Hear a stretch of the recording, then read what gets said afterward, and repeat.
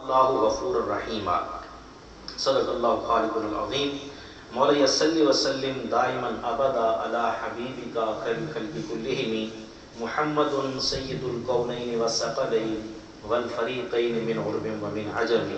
قابل صد احترام برادر راحت حسین قادری محمودی صاحب اور دور و نزدیک سے ان کی دعوت پہ چل کر آنے والے جملہ برادران اسلام، السلام علیکم ورحمۃ اللہ وبرکاتہ. آج کی یہ محفل ماہانہ ختم قادریہ اور ذکر سیدنا غوث اعظم رضی اللہ تعالیٰ عنہ کے حوالے سے منعقد کی گئی ہے. اللہ تعالیٰ سے میں دعا کرتا ہوں جو کچھ یہاں ہم سنیں اور سنائیں اسے یاد رکھنے، عمل کرنے اور آگے پہنچانے کی توفیق عطا فرمائے اور ہم سب کے لیے دنیا اور آخرت میں فلاح، نجات اور کامیابی کا باعث بنائے. قرآن مجید فرقان حمید کی سورۃ الفرقان کی آیت نمبر 70 میں ارشاد ہوا کہ جس نے توبہ کر لی، ایمان لے آیا اور پھر نیک عمل کیا. توبہ کر لی، ایمان لے آیا اور پھر نیک عمل کیا تو یہ وہ لوگ ہیں کہ اللہ ان کی برائیوں کو نیکیوں سے بدل دے گا. برائیوں کو نیکیوں سے بدل دے گا اور اللہ بڑا بخشنے والا نہایت مہربان ہے. تو اس میں اللہ تبارک و تعالیٰ کی ذات بابرکات نے واضح طور پر یہ فرمایا کہ توبہ ایسی چیز ہے کہ جو آپ کے لیے نہ صرف اللہ کی بارگاہ سے تبدیلی کا راستہ کھولتی ہے بلکہ عین ممکن ہے کہ آپ کے سابقہ سارے گناہوں کو ختم کرنے کی بجائے نیکیوں میں تبدیل کر دیا جائے. تو ہم آج کل اپنی اگر روٹین پر، معاملات پر غور کریں تو باقاعدہ اہتمام کے ساتھ اللہ کی بارگاہ میں توبہ کرنے کا طریقہ ہم نے چھوڑ دیا ہے. لاکھ اس طرف کوئی بلائے، دعوت دے تو ہم دنیا کے اندر اتنے پھنس گئے ہیں کہ یہ تو ہم کب کو کریں گے کہ کوئی گھر آ کے مجھے کوئی چیز بتا جائے لیکن میں کسی کے پاس جا کے لے لوں، یہ ممکن نہیں ہے. میرے پاس وقت نہیں ہے.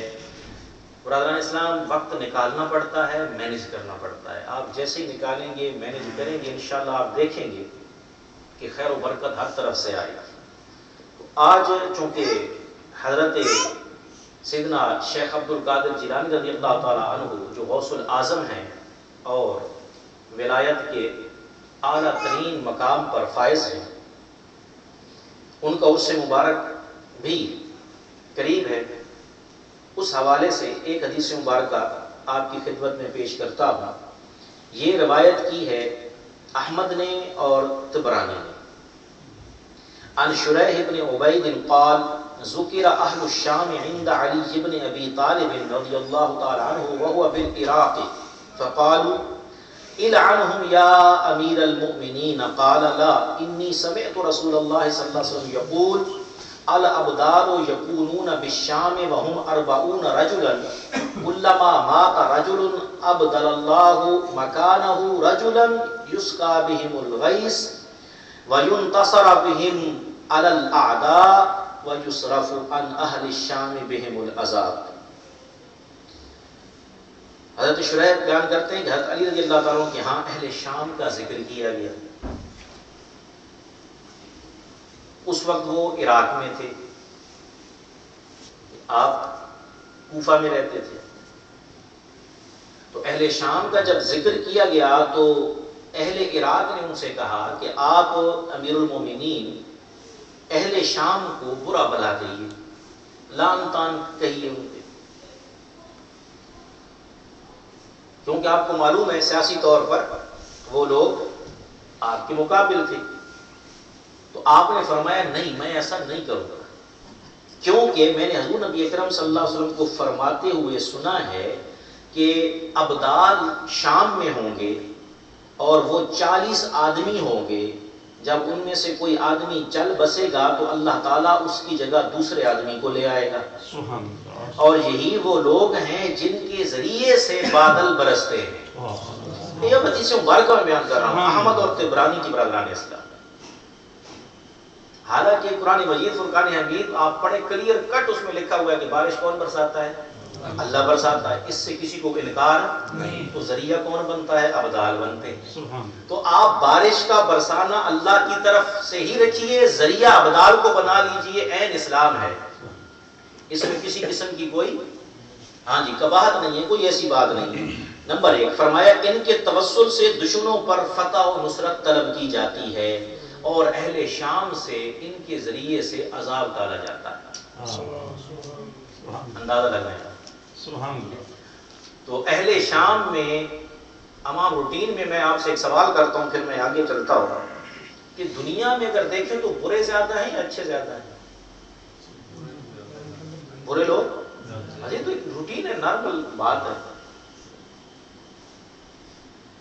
تو بروں کی ساری برائی کو مد نظر رکھ کر حضرت مولا علی المرتضیٰ دیکھیں کیا ایک اصول ہمیں دے رہے ہیں کہ اگر کسی علاقے میں برے زیادہ ہوں لیکن ایک اچھا ہو، اچھے کی اچھائی کا حیا کیا جاتا ہے، اچھے کی اچھائی کا حیا کیا جاتا ہے کہ میں بروں کو نہیں دیکھ رہا، میں اچھوں کو دیکھ رہا ہوں۔ دوسرا تربیتی نکتہ یہ ملا کہ کسی شخص میں اگر 3 برائیاں ہیں تو آپ اس کی 97 اچھائیوں پہ نظر رکھیں، ادھر تو زیادہ پڑ رہی ہے بات، سبحان اللہ، بجائے اس کے کہ 3 باتیں 4 لے کے بس جہاں بھی بیٹھے اسی کو ڈسکس بنا کے کردار، یہ مناسب نہیں۔ یہ تربیتی نکتہ اس سے آگے دیکھیں۔ ایک روایت دوسری ہے، اس میں کیا ہے، سیم اسی کتاب کی، احمد اور طبرانی کی، یعنی مسند امام احمد بن حنبل رحمۃ اللہ علیہ، میری امت میں ہمیشہ 40 آدمی ایسے ہوں گے جن کے دل قلب ابراہیمی کی طرح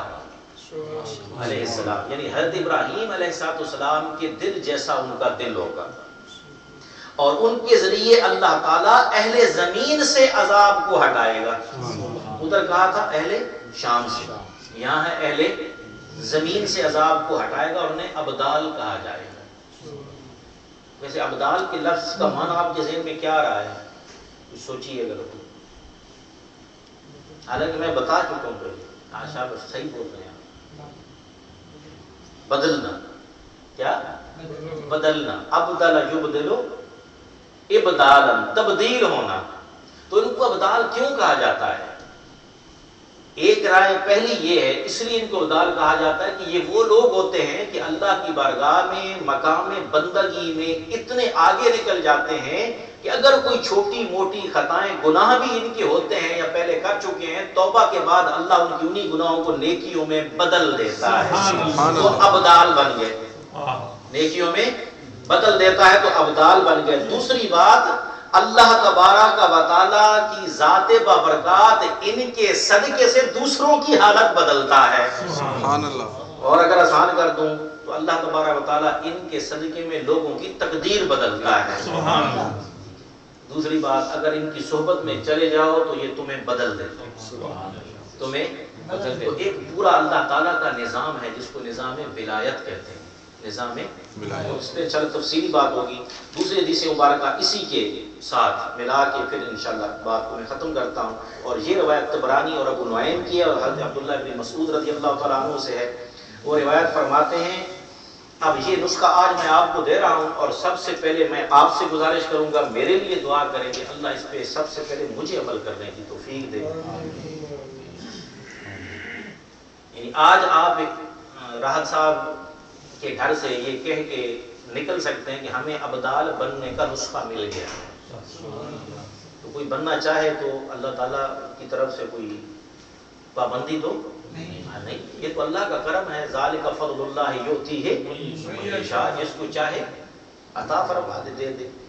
حضرت عبداللہ بن مسعود بیان فرماتے ہیں، آپ نے فرمایا میری امت میں 40 آدمی ہمیشہ رہیں گے جن کے دل قلب ابراہیمی کی مانند ہوں گے، قلب ابراہیمی کی ان کے صدقے سے اللہ اہل زمین سے عذاب ٹالے گا، انہیں ابدال کہا جائے گا۔ پھر آپ صلی اللہ علیہ وسلم کی ذات بابرکات نے فرمایا انہوں نے یہ ابدالیت والا جو رتبہ ہے، ابدالیت کا جو مقام ہے، درجہ ہے، کثرت نماز، روزہ اور صدقے کے ذریعے سے نہیں پایا. سبحان اللہ. کثرت نماز روزہ یا صدقے کے ذریعے سے ہم تو سمجھ رہے تھے بڑے عبادت گزار اور نیک لوگ اس مقام پہ پہنچے. یا رسول اللہ صلی اللہ علیہ وسلم صحابہ نے عرض کیا پھر کس چیز کے ذریعے سے یہ مرتبہ ان کو مل گیا؟ اب وہ سنیے، فرمایا سخاوت قلب. سخاوت قلب، اور دل کی تنگی نہیں ہوتی ایسے لوگوں، دل کے بڑے کھلے ہوتے ہیں، دل کے بڑے کھلے ہوتے ہیں. نمبر ایک. نمبر دو، مسلمانوں کے لیے خیر خواہی کرنے والے. بھائی جہاں کہیں بھی میں ہوں، اگر کسی کا مجھ سے فائدہ ہوتا ہے تو اس کا فائدہ کریں. یہ نہیں کہ بھائی جتنے کسی کا فائدہ ہو رہے پہنچ جا، بھائی فائدہ نہیں ہونے دیں. تو یہ دو چیزیں برادران اسلام آج لے کے جائیں. ایک تو دل کو کیا کریں، کھلا کریں اس کا. اب قلب ابراہیمی کی سمجھ آ گئی. وہ برادر اعجاز صاحب کے گھر میں وہ مثال بیان کی تھی، آپ کو یاد ہے بکریوں والی؟ ہاں جی، یہ وہی سخاوت ہے. جب آپ کے دل میں تنگی آئے گی نا، بس آپ سمجھ لیں کہ پھر آپ اس راہ کے مسافر نہیں بن سکتے. تو فرمایا نمبر ایک سخاوت قلب ہے، دوسرا مسلمانوں کے لیے خیر خواہی ہے. تو آپ یہ دو کام اپنا لیں، انشاءاللہ ابدالیت کے مقام پر فائز ہونے میں کوئی رکاوٹ نہیں. جب آپ اس طرف جائیں گے، میں سچ بتا رہا ہوں، جب آپ کا دل وسعت والا بنے گا، آپ اللہ کی مخلوق کو اپنائیں گے، اس کو غیر نہیں سمجھیں گے. کہیں گے میں اللہ کا بندہ ہوں، اگر اللہ نے انہیں کام کے لیے یا ضرورت کے لیے میرے پاس بھیج دیا تو یہ رب کی مہربانی ہے، وہ مجھے اس قابل سمجھتا ہے. جب یہ کر کے پھر آپ خیر خواہی کریں گے، اچھائی کی کوشش کریں گے، آپ دیکھیں گے اللہ کے ساتھ تعلق ویسے ہی آپ کا بڑھتا چلا جائے گا.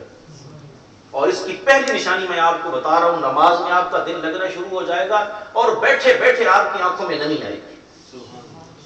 بات کوئی بھی کر رہا ہے، آپ کا دھیان فوراً اللہ کی طرف جائے گا، آپ کی آنکھوں میں نمی آئے گی اور اللہ کا فضل اور کرم آپ ایسے محسوس کریں گے میرے اوپر برس رہا ہے. جب یہ کیفیت آ جائے گی، آپ دیکھیے کہ آپ ہر برے کو بھی کیا سمجھنا شروع کر دیں گے، اچھا. اور جب یہ سوچ آ گئی ہر برا اچھا ہے، پھر کوئی کسی کی شکایتیں آپ کے پاس لاتا پھرے، کوئی کسی کی غیبت چگلیاں کرتا پھرے، آپ کہیں گے پرواہ نہیں تھا، مجھے کوئی پرواہ، میں نے وہی کرنا ہے جو میرے ذمے ہے. اللہ تبارک و تعالیٰ کی ذات بابرکات نے اپنی بارگاہ کی طرف رجوع کرنے والا راستہ اس وقت تک کھلا رکھا ہے جب تک یہاں روح نہیں پہنچتی. یہ اس سے بڑھ کر اور کیا کرم نوازی ہے. سبحان اللہ. تو توبہ کیجیے، حضور سیدنا شیخ عبد القادر جیلانی رضی اللہ تعالیٰ عنہ کی ذات بابرکات کی سیرت پہ عمل کرنے کی کوشش کیجیے. اللہ تعالیٰ سے میں دعا کرتا ہوں صاحب خانہ برادر راحت حسین قادری صاحب کو اور تمام جتنے بھی ضیوف ہمارے یہاں تشریف لائے، اللہ تعالیٰ مزید خیر و برکت کا حقدار بنائے. وآخر دعوانا الحمدللہ.